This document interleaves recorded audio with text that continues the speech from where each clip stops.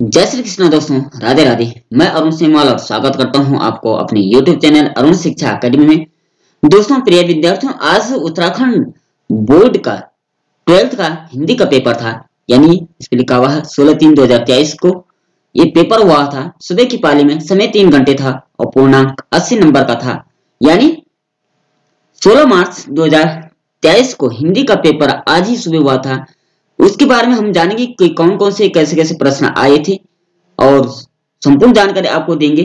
आप इस वीडियो में आखिर तक बने रहें और प्लीज चैनल को सब्सक्राइब जरूर करें, क्योंकि इसके बाद भी हम संपूर्ण हिंदी व्याकरण से संबंधित हमने प्लेलिस्ट भी बना रखी है और हमारा डेली का शेड्यूल भी चल रहा है कि हम हिंदी व्याकरण के कुछ ना कुछ नोट्स इस पर डालते हैं। संपूर्ण हिंदी व्याकरण आपको तैयार कराएंगे, क्योंकि इसके बाद आपने कॉम्पिटेटिव एग्जाम में सफल होना है, इसलिए आपको हिंदी पढ़ना बहुत जरूरी है।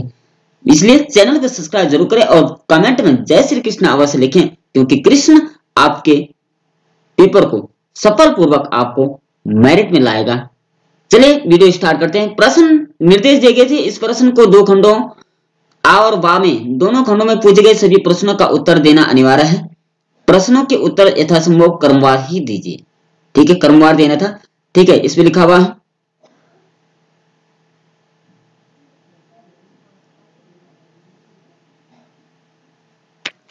उत्तर आ गया। क्या था उत्तर? प्रश्न, बालक की शिक्षा में अपनी भाषा का क्या स्थान है? तो बालक की शिक्षा में अपनी भाषा का क्या है? सर्वोत्तम स्थान हो जाएगा। ठीक है ना, ये वाला इसका आ जाएगा, सर्वोत्तम स्थान हो जाएगा। उत्तर क्या हुआ कि बालक की शिक्षा अपनी भाषा में सर्वोत्तम स्थान है। ठीक है ना। प्रश्न नंबर 3 था इसमें, नंबर का भाषा की समुचित ज्ञान का साधन क्या है और कैसे? इसका उत्तर हो जाएगा, क्या प्रश्न था कि भाषा के समुचित ज्ञान का साधन क्या है? तो भाषा के समुचित जो ज्ञान का साधन है वह क्या है? उसकी संपूर्ण, यहां से आएगा, उसकी संपूर्ण निहित क्षमता और व्यक्तित्व के उभरने का मूल साधन है। ठीक है ना, व्यक्तित्व तथा क्षमता, उसके अंदर क्या कौशल है वह उभरने का एक भाषा जो है समुचित साधन है। प्रश्न नंबर घ था इसमें, बच्चे की संपूर्ण निहित क्षमता के विकास का मूल साधन क्या है और किस रूप में? ठीक है, इसका उत्तर आ जाएगा कि बच्चे की संपूर्ण निहित क्षमता के विकास का मूल साधन क्या है और वो किस रूप में प्रयुक्त होती है? तो बच्चे की संपूर्ण निहित क्षमता के विकास का मूल साधन भाषा है और वह हमारे जीवन में सने सने प्रयुक्त होती है। ठीक है ना, क्योंकि भाषा से ही उसको समाज में एक नई दिशा मिलती है। अपनी भाषा में अपना ही संपूर्ण विश्व में महान साहित्य और विद्वत संस्करण का सुलभ कराया जाता है। ठीक है ना। अब आखिरी प्रश्न है इसमें, नंबर ग, प्रस्तुत गद्यांश का उपयुक्त शीर्षक क्या होगा? तो आप इसको शीर्षक दे सकते हैं कि भाषा ही सर्वसाधन है, भाषा ही ज्ञान का माध्यम है, भाषा ही बच्चे की पहली शिक्षा है। ठीक है ना, आप इसको अपने अनुसार जो है इसको शीर्षक दे सकते थे। प्रश्न नंबर 2 था इसमें, निम्नलिखित में से किसी एक विषय पर 200 शब्दों में निबंध लिखना था। ठीक है, आपने 200 शब्दों में निबंध लिखना था और निबंध आपने लिखा होगा।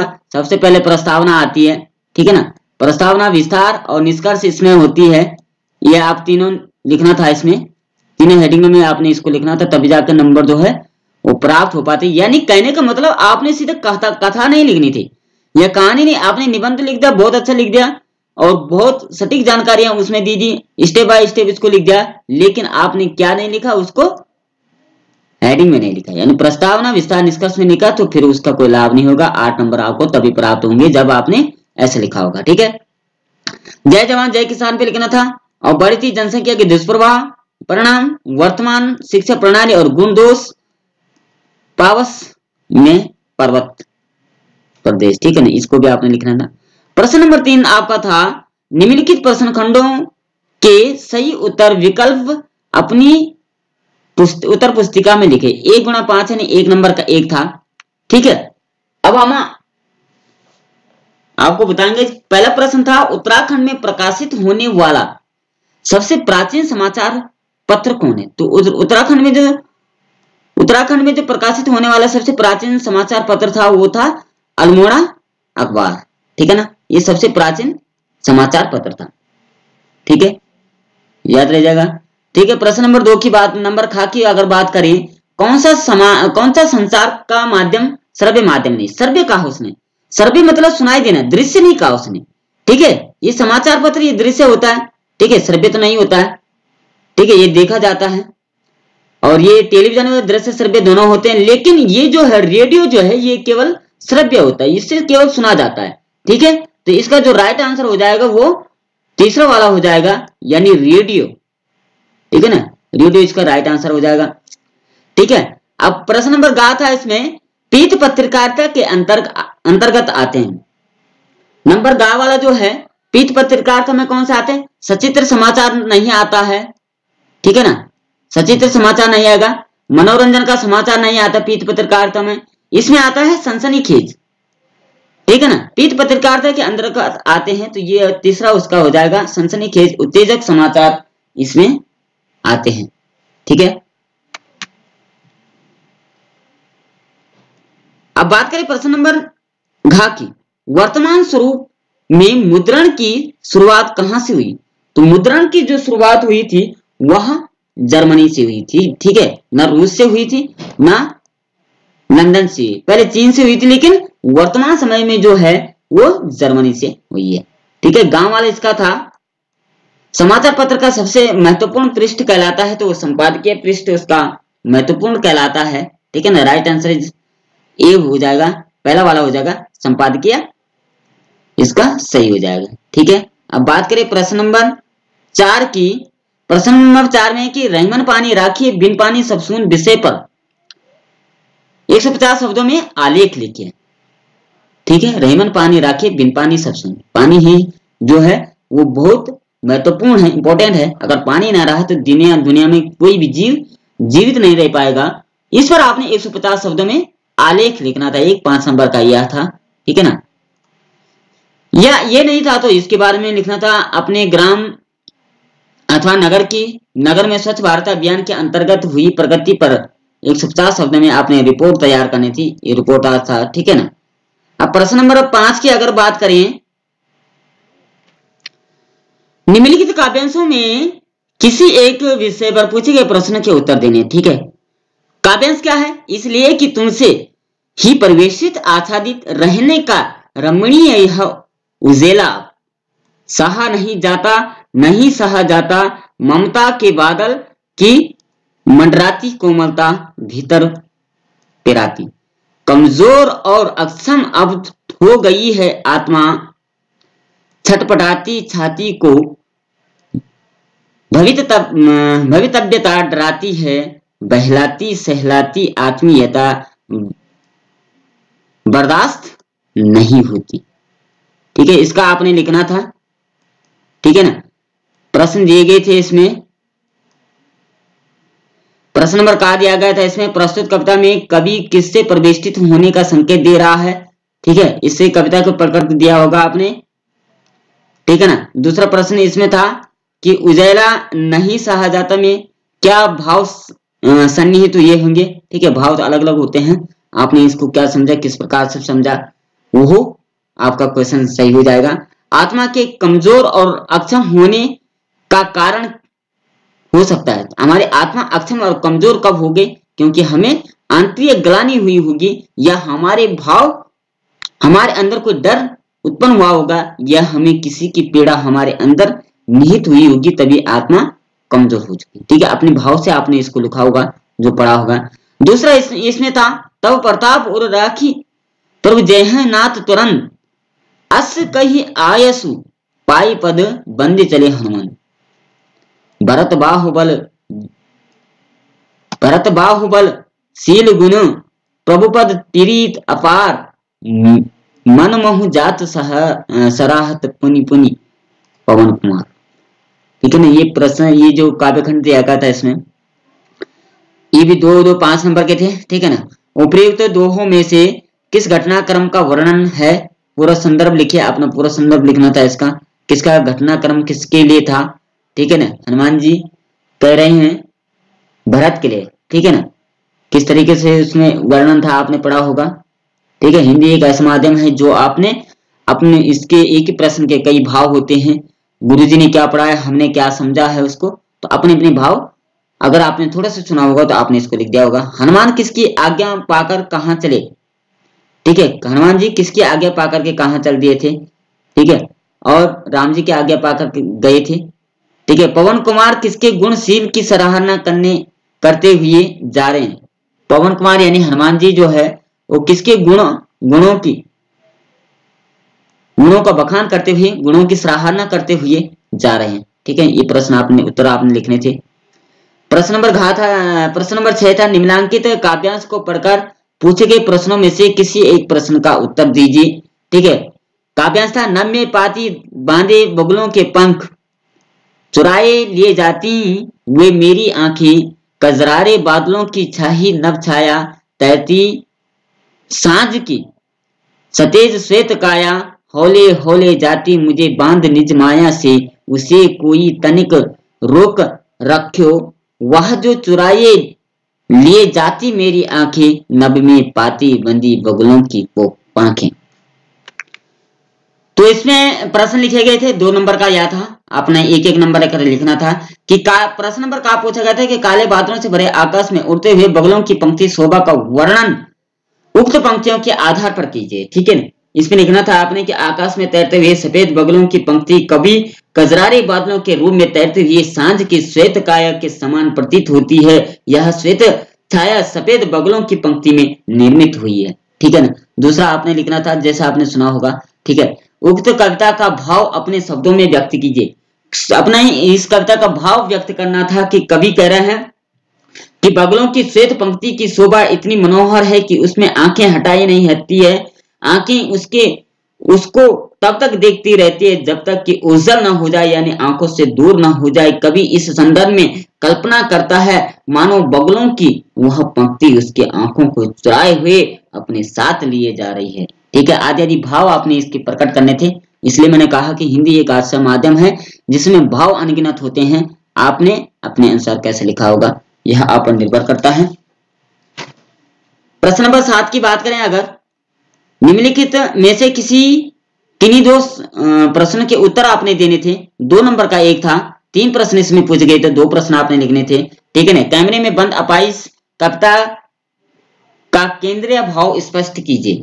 ठीक है, कैमरे में अपाइस जो कविता है वो केंद्रीय भाव, केंद्रीय का मतलब हो गया बीच का, इसमें भाव क्या दिया गया था, क्या इस कविता का सारांश था, आपने अपने शब्दों में, संक्षिप्त शब्दों में इसको लिखना था। ठीक है, ये भी आपने अपने अनुसार किया होगा। प्रश्न नंबर खा इसमें था, बादलों के आगमन पर प्रकृति में होने वाले परिवर्तनों का वर्णन बादल राग कविता के आधार पर कीजिए। ठीक है, इसको आप कविता के आधार पर आपने करना था, लेकिन कविता के आधार पर नहीं किया होगा तो अपने अनुसार आपने किया होगा कि बादलों के आगमन पर जो प्रकृति में क्या क्या परिवर्तन हुए, यानी धूल उड़ने लगी, हवाएं चलने लगी, और पेड़ पौधे जो हिलोरे लेने लगे, नदी नाले भी सनसनाहट होने लगी, लोग भी जो है तितर बितर होने लगे, इधर उधर जाने लगे, खुशियां मनाने लगे, पशु पक्षी भी जो है वो आनंदित होने उठे, मोर के अंदर भी जो है वो राग बजने लगे, वो भी नृत्य करने के लिए तैयार हुआ, आदि आदि भाव आपने इसके लिखने थे, आपने लिखे होंगे। प्रश्न नंबर गा था, छोटे चौकन्ने खेत की तुलना कागज के पन्नों से क्यों की गई है, संबंधित कविता के आधार पर स्पष्ट कीजिए। ठीक है, आपने इसका उत्तर लिखना था, छोटे चौकन्ने खेत को कागज का पन्ना कहने में कवि का आशय है कि जिस प्रकार से खेती के लिए खेत आधार का कार्य करता है, उसी प्रकार से कविता अथवा किसी कृति की रचना में कागज का पन्ना उसे एक आधार प्रदान करता है। ठीक है, आपने इसका भाव ऐसा लिखना था, आशा आपने ऐसा ही लिखा होगा। ठीक है ना। प्रश्न नंबर 8 की अगर बात करें, निम्नलिखित गद्यांश में से किसी एक गद्यांश पर आधारित उत्तर देना है। 3 नंबर का एक था। ठीक है, 3 प्रश्न थे इसमें, 2-2 नंबर के एक थे। ठीक है, पहला पूछा गया था, भक्ति और मेरे बीच में सेवक स्वामी का संबंध है, यह कहना कठिन है क्योंकि ऐसा कोई स्वामी नहीं हो सकता जो इच्छा होने पर भी सेवक को अपनी सेवा से हटा ना सके, ऐसा कोई सेवक भी नहीं सुना होगा। ठीक है, इस प्रश्न आपने इसका अनुसार देने, भक्ति और लेखिका के पारस्परिक संबंध को स्पष्ट आपने करना था। प्रश्न नंबर का इसमें था, भक्तिन और लेखिका के पारस्परिक संबंध को स्पष्ट आपने करना था। ठीक है, इसमें था कि लेखिका और भक्तिन के बीच सेवक स्वामी का संबंध नहीं है, वरन उनका पारंपरिक अटूट संबंध है, जिससे कोई नाम दिया जा सकता था। लेखिका उसकी स्वामी होकर भी चाहते हुए भी हटा न सकी। भक्तिन घर चले जाने का आदेश पाकर के केवल हंस पड़ देती थी। ठीक है, आदि आदि भाव आपने इसके लिखने थे। प्रश्न नंबर खा था, सेविका के रूप में भक्तिन के व्यक्तित्व की विशेषताएं आपने लिखनी थी।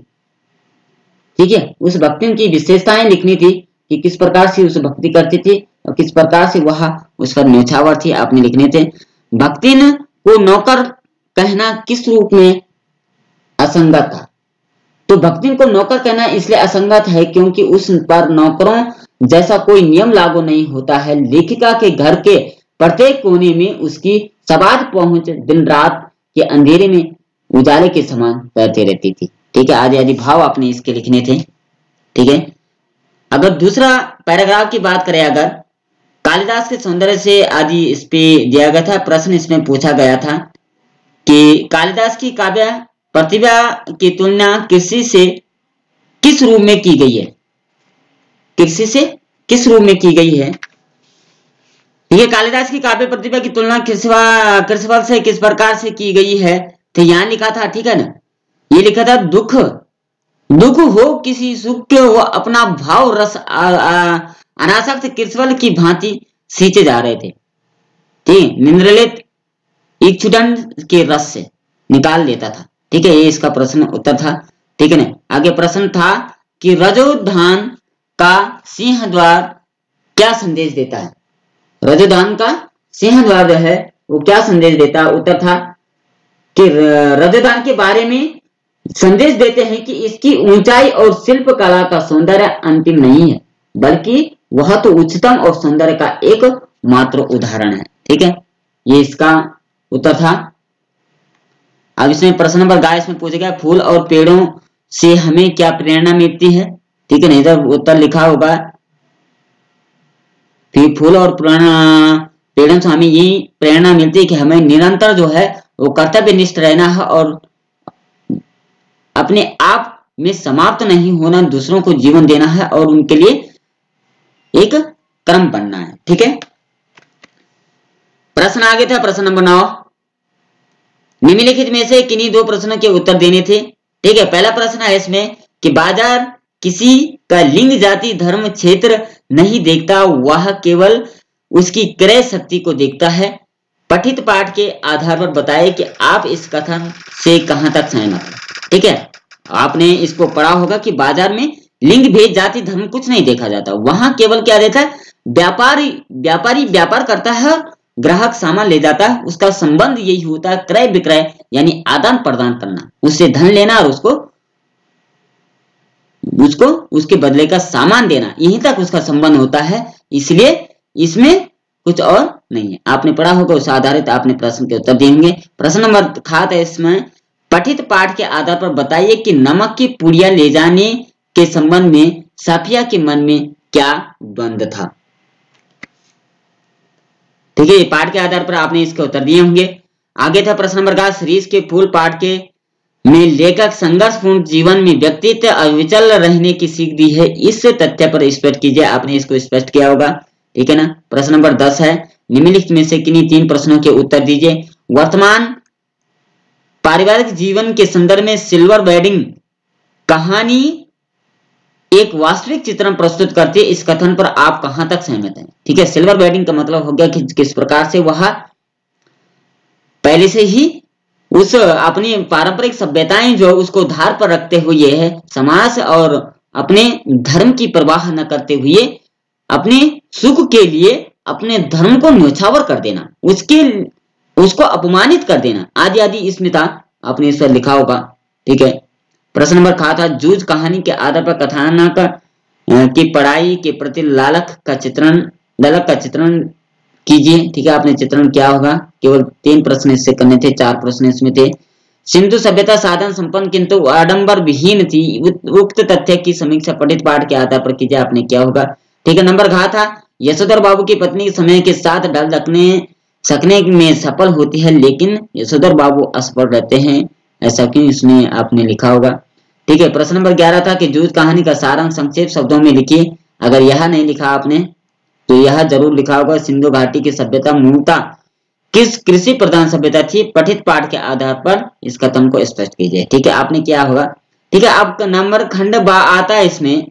ठीक है, पहला प्रश्न ये था, निम्नलिखित गद्यांश को पढ़ करके केवल 3 प्रश्नों के संस्कृत भाषा में आपने उत्तर देने थे। ठीक है, काव्यखंड गद्यांश था इसमें, अरुणाचल प्रदेश से रूप ग्रामो उभो सहोदरा निवसता स्म तयो ज्येष्ठ बौद्ध सन्यासी कनियानजा व्याधिवृत्तिं आश्रिवते अनुजा एव स्वगृह पोषणं करोति स्म प्रतिदिनं सा अरण्य गत्वा पशून् हत्वा मांसं संगृह्यम् आगच्छति स्म तेन मांसेन एव गृहे पाका संजीत कृत्यस्मिन् बौद्ध सन्यासिनी एतत् मांस सेवनेन रोचते स्म। ठीक है, आपने प्रश्न का उत्तर देना था, उभो सहोदरो कुत्र निवसति स्म। ठीक है, तो उभो आपने उत्तर लिखना था, उभो सहोदरो रूप ग्राम में निवसति स्म। ठीक है, रूप ग्राम में रहते थे। दूसरा था इसमें, बौद्ध सन्यासी का आसित, तो बौद्ध सन्यासी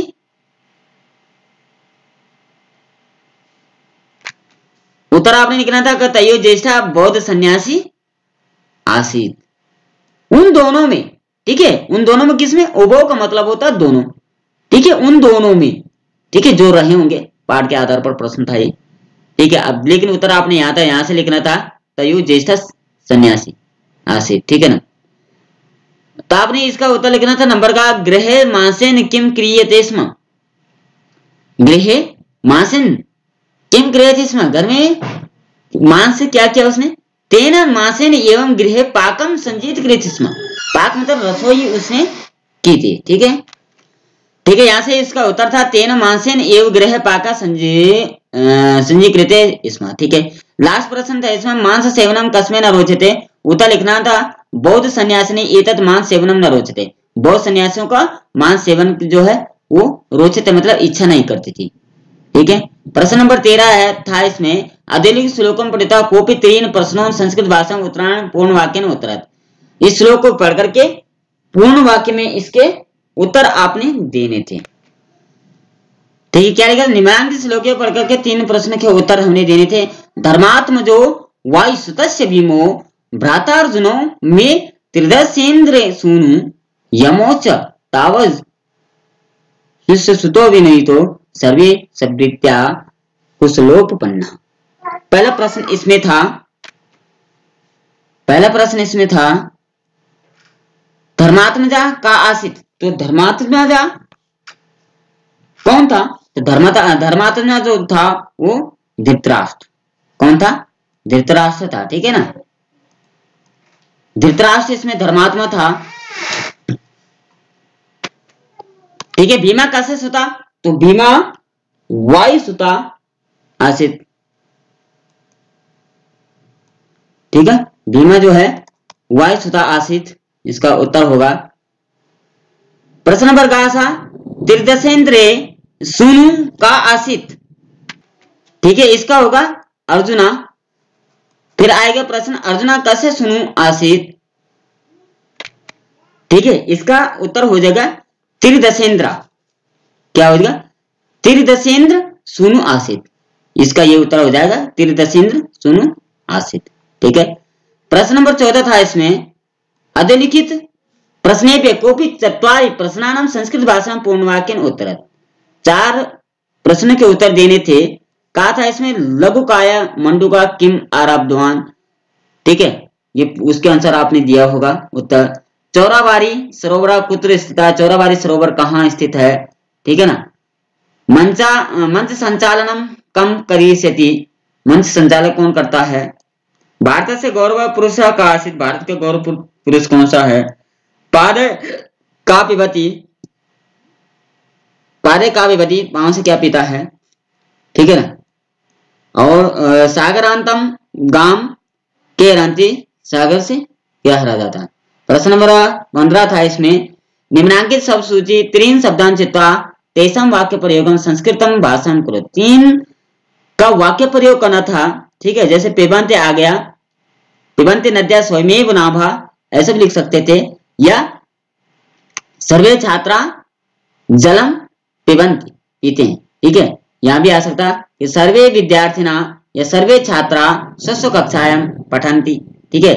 यहाँ भी लिख सकते थे सर्वत्र वर्षा अवधीयताम, ठीक है। गगने पक्षिणाम या गगने खगा डयन्ति, ठीक है। वर्षति, वर्षा ऋतु वर्षति भवति, ठीक है, आदि आदि आप इसका लिख सकते थे। प्रश्न नंबर 16 इसमें था निर्देशानुसारम प्रश्नानाम उत्तरम, निर्देशान प्रश्नों के उत्तर देने थे, ठीक है। जैसे निर्देश का मतलब जैसे कहा गया वैसे प्रश्नों के उत्तर देने थे। 6 नंबर का 6 क्वेश्चन दिए गए थे और 3 नंबर का 1 था, 3 नंबर का था टोटल, आधा नंबर का 1 था। 6 प्रश्न इसमें पूछे गए थे। पहले पूछा था समास विग्रह कृत्वा समास से नामों लिखा, समास विग्रह कर करके समास का नाम भी लिखना था। इसमें जो था पिता पुत्रो, यहाँ पर आना था पिताच पुत्रा, पिताच पुत्रा द्वंद्व समास इसमें था, ठीक है ना। क्या था? पिताच पुत्रा यानी द्वंद्व समास इसमें आना था। पिताच क्या लिखना था? यहाँ पे लिखना था पिताच, चा लिखना था बीच में,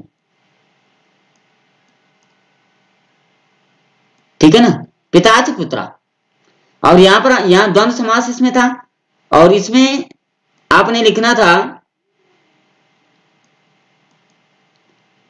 राजपुत्रा, राजस्य पुत्रा, षष्ठी तत्पुरुष से आना था इसमें, राजस्य तत्पुरा, राजस्य पुत्रा, षष्ठी तत्पुरुष, क्योंकि राजा का पुत्र, राजपुत्रा राजा का, हिंदी में समास होगा राजा का पुत्र, और का चिन्ह किसका? षष्ठी का, यानी राजस्य पुत्रा, राजा का जो है षष्ठी विभक्ति का रूप होगा राजस्य, यानी षष्ठी तत्पुरुष समास इसमें आ जाएगा,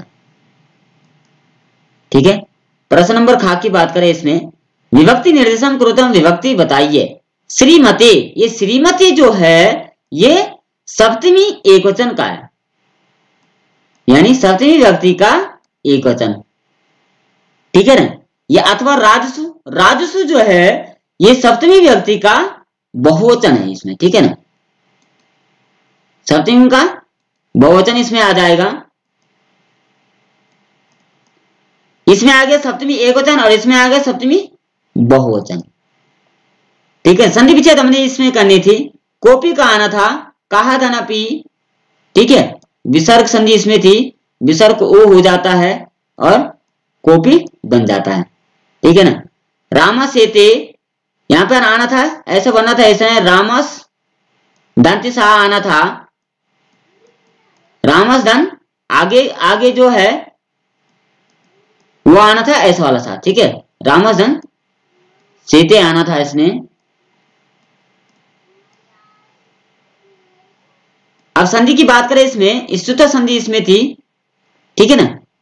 स्तुत संधि होनी थी, व्यंजन संधि का ये उदाहरण था और व्यंजन संधि में स्तुत संधि थी। दंती सा को जो है, दंती सा को मूर्धन्य सा हो जाता है, ठीक है ना, ऐसा वाला सा इसका बन जाना था। लेकिन उदाहरण संधि विच्छेद होना था इसका रामस सीते, ठीक है। व्यंजन संधि इसमें नहीं, व्यंजन संधि का स्तुत संधि इसमें थी। अगर बात करें अगर प्रश्न नंबर घा की, संधि कृत संधि करनी थी, कवि धन आगता, ठीक है। इसमें जो विसर्ग, कवि में जो विसर्ग है, विसर्ग को रा हो जाता है। हमेशा याद रखें कि विसर्ग को 3 ही चीज होती है, या तो विसर्ग को ओ होगा और या विसर्ग को आ होगा, सॉरी, या विसर्ग को रा होगा या विसर्ग को सा होगा, ठीक है ना। यहाँ पर विसर्ग को रा हो जाएगा। अगर आपने संधि पढ़नी है तो संधि प्लेलिस्ट में जाइए और आप वहां संधि पढ़ सकते हैं, संपूर्ण संधि हमने बता रखी है। यहाँ पर क्या कहा कि विसर्ग को रा हो जाएगा, राहला से कविराग आता है इसमें बन जाएगा, ठीक है। और मना धन रथा, यहाँ पर भी विसर्ग संधि है, विसर्ग को ओ हो जाता है और मनोरथा यहाँ पर रूप बन जाएगा, ठीक है। प्रश्न नंबर गा की बात करें, हरि अथवा मधु शब्द से तृतीय विभक्ति एकवचन। हरि का, हरि इकारांत शब्द है, हरि का बनेगा हरिणा, ठीक है, हरिणा रूप बनेगा बड़ा वाला, ठीक है, हरिणा रूप बनेगा। और इसमें मधु का भी मधुना, ठीक है, मधुना मधुव्या मधुव्या ऐसे रूप इसमें बनते हैं तृतीय विभक्ति के। और हरि का भी हरिणा हरिभ्याम हरिभ्या ऐसा रूप बनेगा, ठीक है ना। चा की बात करें अगर, वद धातु या मुद धातु लोट लकार, लोट प्रथम पुरुष एक वचन है। लोट लकार जो है वो आज्ञा अर्थक होता है, ठीक है ना, आज्ञा देना। उठो पढ़ो लिखो चलो बोलो, जिसमें भी आज्ञा होती है, आदेश जिसमें कहते हैं, ठीक है ना, वो लोट लकार होता है। तो यहां पर रूप क्या बनेगा। अब उसमें संस्कृत में अगर, यहां तो हमने हिंदी में कह दिया पढ़ो लिखो बोलो खेलो, वहां होता है वदतु खादतु लिखतु हसतु पठतु चलतु, तो यहाँ पर होगा वदतु, रूप बनेगा वद का वदतु मुद का मुदतु, ठीक है ना, लोट लकार का रूप। आपने ऐसे क्या होगा वदतु और मुदतु ही लिखा होगा, अथवा लिखना था एक लिखना था। अब प्रश्न नंबर लास्ट है इसमें, अस्मिन् प्रश्न बते आगतम श्लोकम परित्यज्य कामपि एकम कंठस्थम श्लोकम लिखित्वा हिंदी भाषा अनुवादम कुरुत। अस्मिन् मतलब इस प्रश्न पत्र में दिए गए श्लोक को छोड़ करके एक श्लोक आपने लिखना था, 2+2 नंबर भावार्थ सहित इसका लिखना था, 2 नंबर का भावार्थ 2 नंबर का श्लोक था, यह आपने लिखना था। आशा आपने इसको लिखा होगा और संपूर्ण पेपर जो है आपका बढ़िया गया होगा। कमेंट में जय श्री कृष्ण अवश्य लिखें ताकि आपकी भूल चूक सही हो सके। और अगर आपको हिंदी व्याकरण पढ़नी है तो प्लेलिस्ट में जाइए, आप वहां से पूरे हिंदी व्याकरण पढ़ सकते हैं।